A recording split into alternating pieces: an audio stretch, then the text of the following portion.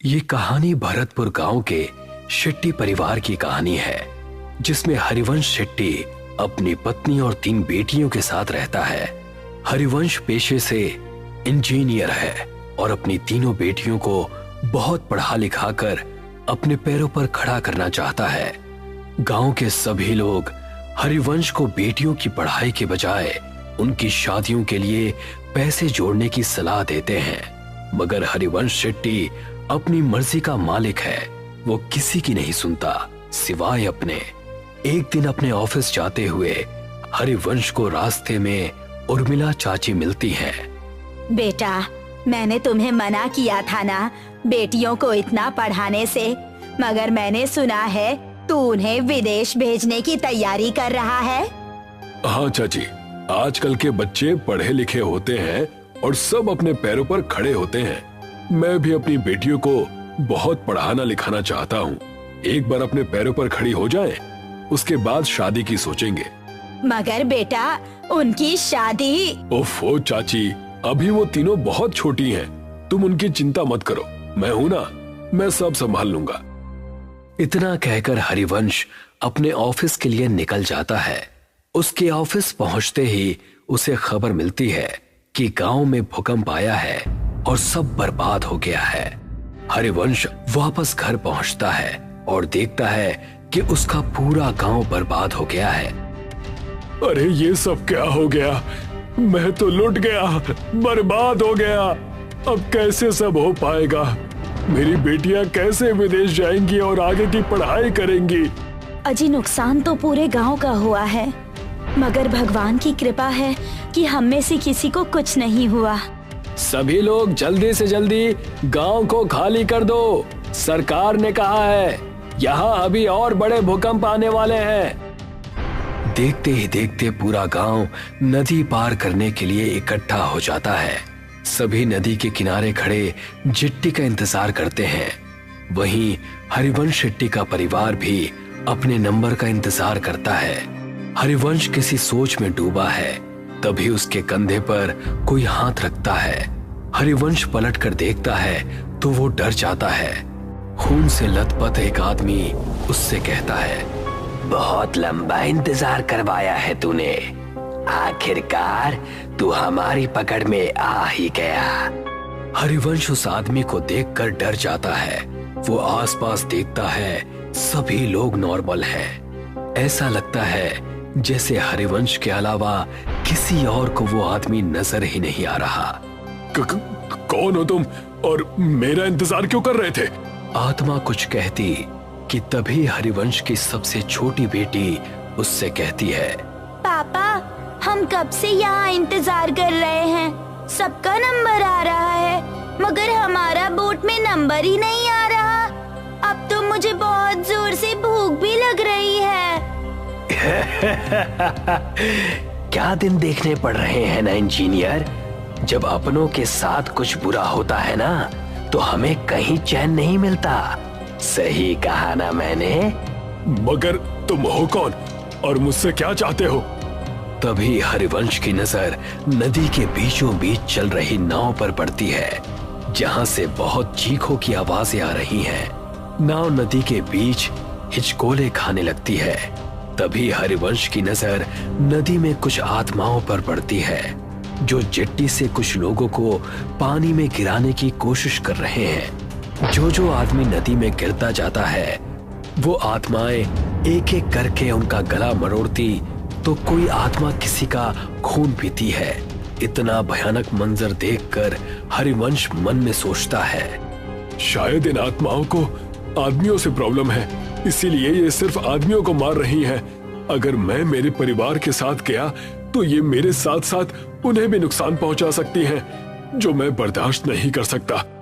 इतना सोचते हुए हरिवंश वहां से उल्टा गांव की तरफ भागना शुरू करता है और उसके परिवार वाले उसे वापस आने को कहते हैं। अरे, गांव में खतरा है, लौट आइए। हाँ पापा, वापस आ जाइए ना प्लीज। वहाँ मत जाइए ना पापा, वापस आ जाइए ना। मगर हरिवंश किसी की नहीं सुनता और गांव के अंदर भाग जाता है। वो जैसे ही गांव में जाता है, वो देखता है वहां कोई नहीं है, एकदम सन्नाटा छाया हुआ है। हरिवंश अपने उजड़े हुए गांव को चारों तरफ से देखता है। तभी उसे एक आत्मा उसकी ओर दौड़ती हुई नजर आती है। हरिवंश अपनी जान बचाकर वहां से भागता है। भागते भागते थक जाने के बाद हरिवंश एक सरकारी स्कूल की बिल्डिंग के बाहर बैठ जाता है। वहां भी उसे सब उजड़ा हुआ दिखता है। तभी दो छोटे बच्चों की आत्मा हरिवंश के पास आती है और उससे कहती है, अंकल, हम तो मासूम से बच्चे थे ना, आपने हमें क्यों मार दिया? अब आपका नंबर है। मैं इन बच्चों को क्यों मारूंगा भला? मैं खुद बेटियों का बाप हूँ। हे भगवान, ये सब क्या हो रहा है मेरे साथ? वहाँ मेरा परिवार भी अकेला है। मुझे लगता है इन सबको कोई गलतफहमी हो रही है। हरिवंश ऐसा मन में सोच रहा होता है कि तभी एक भयानक औरत की आत्मा वहां आ जाती है और हरिवंश से कहती है, जब अपने परिवार से इतना प्यार करते हो तो दूसरों के बारे में कभी क्यों नहीं सोचते? अब तुम मरोगे और बहुत बुरी मौत मरोगे।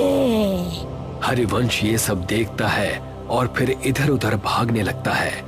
वो भागते भागते वापस नदी के किनारे आ जाता है, मगर इस बार वो देखता है कि वो जहां खड़ा है वहां कोई भी नहीं है।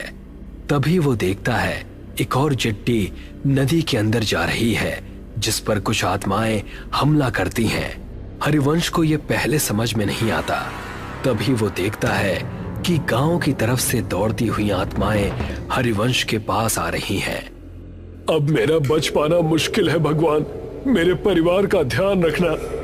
तभी सामने से आती हुई आत्माएं उस पर जैसे हमला करती हैं। हरिवंश का पांव टकराता है और वो गिरते गिरते बचता है। वो अपनी नजर घुमाता है तो वो देखता है कि नदी पर एक पुल बना हुआ है। ऐसा कैसे हो सकता है? अभी तो यहाँ कुछ भी नहीं था, ये पुल कहाँ से आ गया? हरिवंश को लगता है कि शायद इस मुश्किल घड़ी में उसे कुछ समझ में नहीं आ रहा है। ये पुल पहले से ही यहाँ होगा, मगर उसने नोटिस नहीं किया। हरिवंश बिना कुछ सोचे समझे उस पुल पर चढ़ जाता है और वहां से दूसरी तरफ भागना शुरू करता है। भागते भागते वो ब्रिज के सेंटर में आ जाता है और यहाँ पहुंचते ही उसकी नजर नदी की दूसरी तरफ पड़ती है, जहां उसका परिवार उसे बुला रहा है। हाँ सुधा, मैं आ रहा हूँ। हाँ बेटा, मैं बस अभी आया। हरिवंश जैसे ही कुछ कदम पुल की दूसरी तरफ दौड़ता है, उन दो बच्चों की आत्माएं उसके सामने आकर खड़ी हो जाती हैं। वो उन्हें देखकर डर जाता है और पलट कर देखता है। वो देखता है बहुत सारी डरावनी आत्माएं उसे घूर रही हैं। नहीं, अब मेरा बच पाना मुश्किल है। मुझे तो मेरा कसूर भी नहीं पता है। पता नहीं ये सब मेरे पीछे क्यों पड़ गए हैं। तभी उनमें से एक आदमी की आत्मा हरिवंश को कहती है, मैं इसे छोड़ूंगा नहीं। इसकी वजह से मुझसे मेरा परिवार छिन गया। इस आदमी का जिंदा रहना बहुत खतरनाक है। अगर आज हमने इसे छोड़ दिया तो ना जाने ये कितने और लोगों को मौत के घाट उतार देगा। मुझे छोड़ दो। आप सबको कोई गलतफहमी हुई है। मैंने किसी का कुछ नहीं बिगाड़ा। तभी एक दूसरी आत्मा हरिवंश के पास आती है और कहती है, हरिवंश, तुम्हें याद है जब सरकार की तरफ से तुम्हें सरकारी स्कूल बनाने का ठेका नहीं मिल रहा था तो तुमने पैसे देकर वो टेंडर अपने नाम पर ले लिया था। तुम वो 5 साल पुराने टेंडर की बात कर रहे हो? हाँ, क्योंकि मुझे वो प्रोजेक्ट किसी भी कीमत पर चाहिए था। मेरी बेटियां शहर में पढ़ने जाती हैं और वहाँ की फीस बहुत ज्यादा है। मैं गांव में रहने वाला इंजीनियर, भला उनके सपनों को कैसे पूरा कर पाता? तो मैंने रिश्वत देकर वो टेंडर अपने नाम करवा लिया था।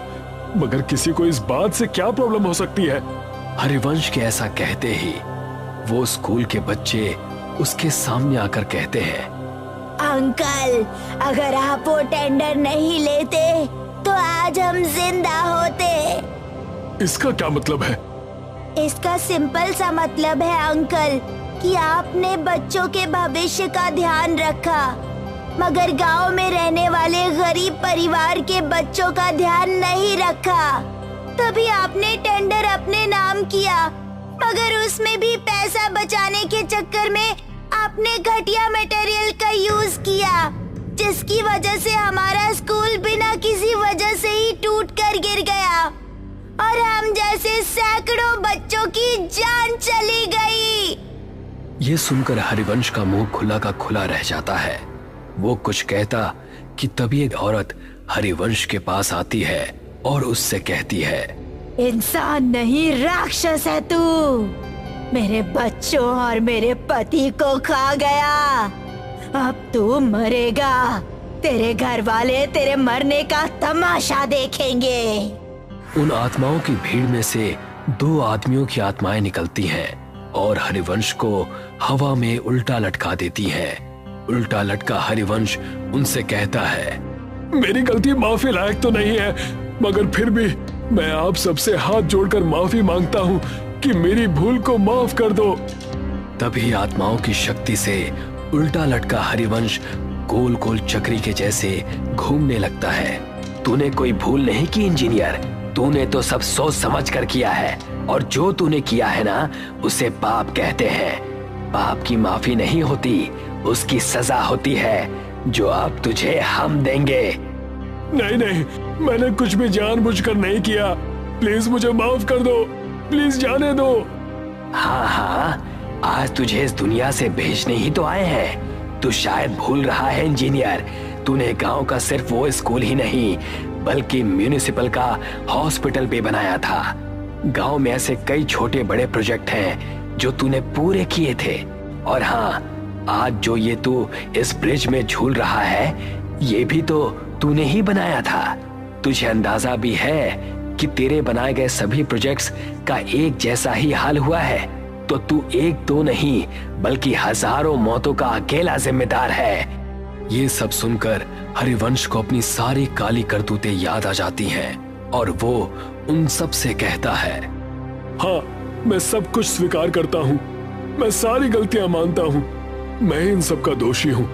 मगर हर माँ बाप अपने बच्चों की खुशी के लिए कुछ भी करता है, तो मैंने भी मेरे बच्चों के भविष्य के लिए ऐसा किया था।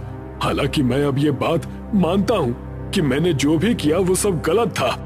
हरिवंश की माफी से किसी को कोई फर्क नहीं पड़ता और देखते ही देखते वो आत्माएं वहां से एक एक करके गायब होने लगती हैं। हरिवंश को समझ में नहीं आता कि ये सब क्या हुआ। वो हवा में उल्टा लटका हुआ है, उसे पुल पर कोई नहीं दिखता, सब गायब हो जाते हैं। वहां उसके परिवार को चिट्ठी मिल जाती है। वो दूर से ही अपने परिवार को नदी की दूसरी तरफ जाते हुए देखता है। जिस ब्रिज के ऊपर वो उल्टा लटका है वो ब्रिज भी धीरे धीरे गायब हो रहा है। हरिवंश जैसे ही खुद को खुले आसमान के नीचे नदी के बीचों बीच उल्टा लटका हुआ देखता है, वो देखता है कि उसके आसपास उसी की तरफ बाकी की आत्माएं भी उल्टी लटकी हैं। वो उन्हें देखकर डर जाता है। तू और तेरा साथ देने वाले सभी लोग अब इस दुनिया में नहीं हैं और आगे भी जब जब तुझ जैसे लोग ऐसा काम करेंगे हम उन्हें सजा देने आते रहेंगे।